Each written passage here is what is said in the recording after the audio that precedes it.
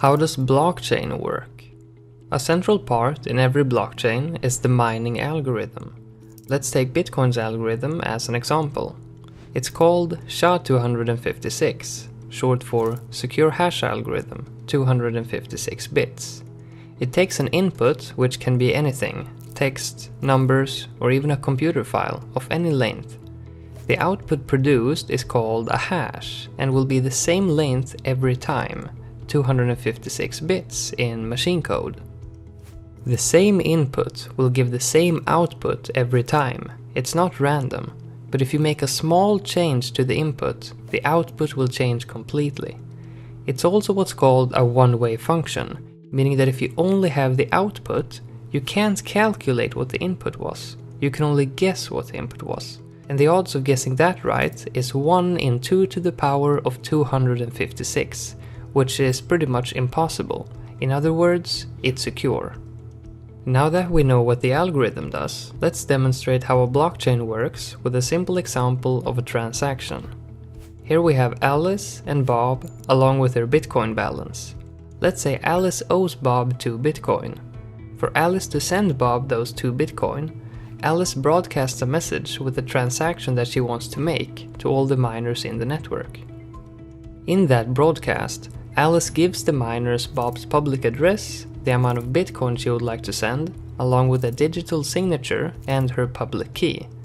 The signature is made with Alice's private key, and the miners can then validate that Alice in fact is the owner of these Bitcoin and that she wants to make the transaction.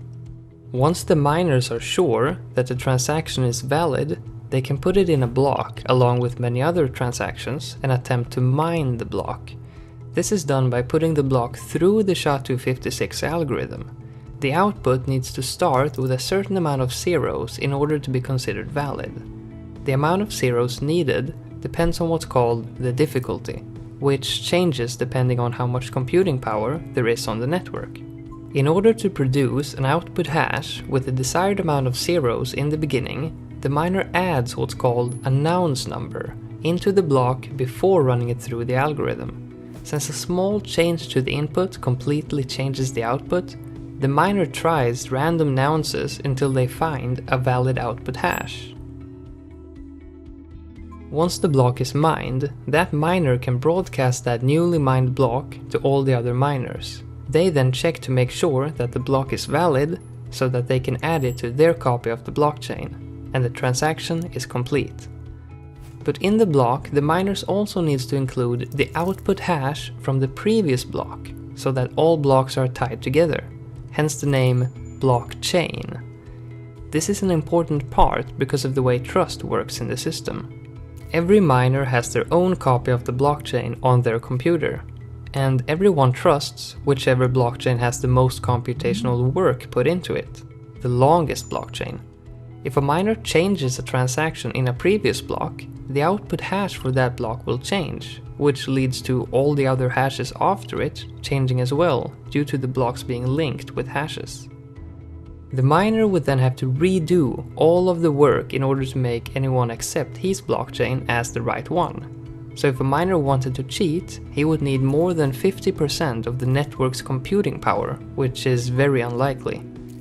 The model of making computers work in order to produce blocks is called proof of work. There are also other models like proof of stake, which does not require as much computing power and is meant to require less electricity while being able to scale to more users. And that's the basics of how a blockchain works.